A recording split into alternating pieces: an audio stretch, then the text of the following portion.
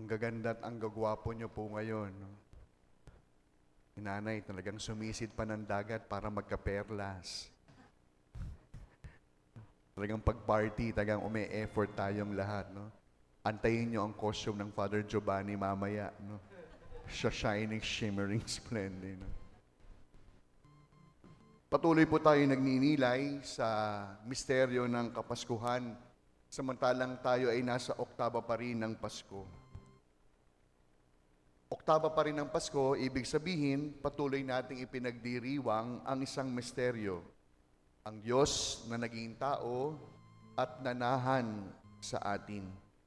Ngunit pansinin ninyo, habang lumilipas po ang mga araw, napapansin nating unti-unti na ring humuhupa yung ating kasiyahan. Tapos na marahil ang ilang mga party, balik na sa trabaho, tapos na ang mga handaan, nabuksan na ang mga regalo. Ibig sabihin, balik na tayo sa karaniwan. Dito po pumapasok ang hamon sa atin ng salita ng Diyos sa gabing ito. Sa unang pagbasa, malinaw at diretsong paalala sa atin ni San Juan. Ano ang sabi? Huwag niyong ibigin ang sanlibutan o ang mga bagay na makasanlibutan, sapagat ang sanlibutan lumilipas. Hindi po sinasabi ni San Juan na masama ang mundo.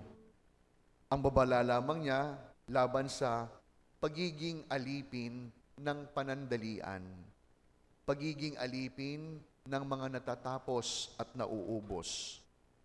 Hindi ba't ito yung mga panahon mas nagkakamatay ng salapi upang sumaya? Ito yung mga panahon ng paghahabol sa luho, papuri, kapangyarihan, at pagnanasa na kailanman ay hindi pwedeng makabusog o pumuno ng ating puso. Sapagkat ang lahat ng ito lumilipas. Ang gumagawa lamang ng kalooban ng Diyos ay siyang nananatiling magpakailanman.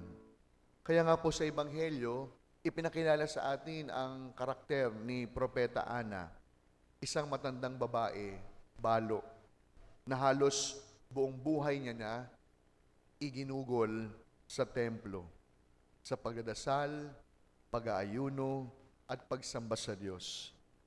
Kung ating titignan si Propeta Ana, hindi po sikat o makapangyarihan. Wala siyang poder o posisyon. Ngunit nang dumating si Jesus sa templo, siya ang unang nakakilala.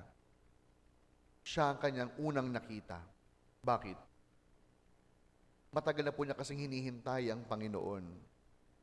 Ang pusong hindi abala sa sanlibutan, madaling makakilala sa Diyos. Uulitin ko. Ang pusong hindi abala sa mga bagay na panandalian, madaling makikilala si Jesus. Kaya napakaganda ng tagpong ito sa Ebanghelyo ngayong panahon ng Oktaba. Habang marami sa atin ang tapos na sa pagbubukas ng mga regalo. Marami sa atin ang babalik na sa normal at karaniwang buhay.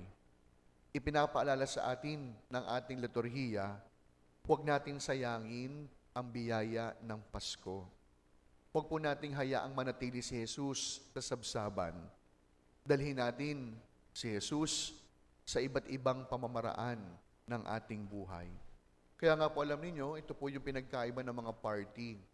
Tayo, dahil tayo simbahan, bago pumarty, magsisimba. Bago magkasiyahan, magdadasal. At ito po yung ibinibigay sa ating paalala. Ano man po yung mas minamahal natin,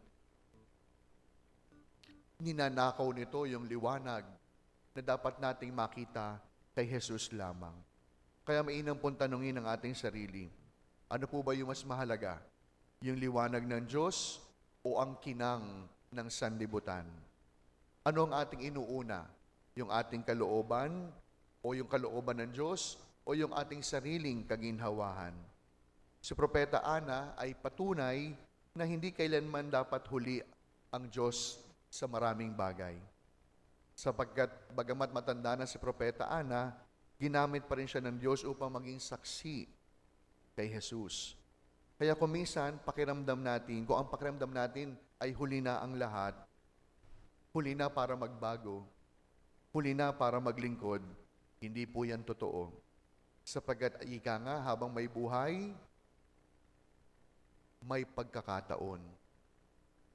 At yung binibigay sa ating pagkakataon habang tayo ay buhay, huwag natin sasayangin. Sapagkat habang may buhay, may pag-asa. Parang hindi niyo po alam yung mga dapat sabihin. Ang bawat isa sa atin, binigyan ng pag-asa na bumangon at magsimulang muli. At yun ay ating nakita sa ating pamayanan at parokya. Sa bawat pagsubok na ating pinagdaraanan, muli tayong bumabangon at nakapagsisimula muli. Sa bawat pagkakamali na ating nagagawa, nabibigyan tayo ng pagkakataon upang makabangon na muli. Sa pagkatunay na habang may pag-asa, may biyaya. Hindi po lahat kasi nabibigyan ng biyaya ng pag-asa. Kaya nga siguro, sa panahong ang saya-saya, maraming mga tao nagsusuicide. Sa panahong ang saya-saya, maraming tao ang mga malungkot sapagkat hindi pinanghawakan ang pag-asang hatid ng ating Panginoon. Kaya salamat sa Diyos dito sa atin sa Peña, ang ating Pasko ay panahon at Pasko ng pag-asa. Sapagkat ang tanging pag-asa ang ating kinakapitan, walang iba kundi si Jesus. Kaya sa pagpapatuloy ng ating pagdiriwang, inaanyayahan ko kayo, magpasalamat tayo sa Diyos. Salamat sa Kanyang biyaya. Salamat sa Kanyang paggabay. Salamat sa Kanyang patuloy na pag-iigi. Bagamat hindi tayo karapat-dapat, patuloy niya tayong binibigyan ng pagkakataong bumangon, magsimula, at magkaroon ng biyaya. Tunay na ang Pasko o ang pag-asa sa Peña, hindi magtatapos sa panahon ng Kapaskuhan.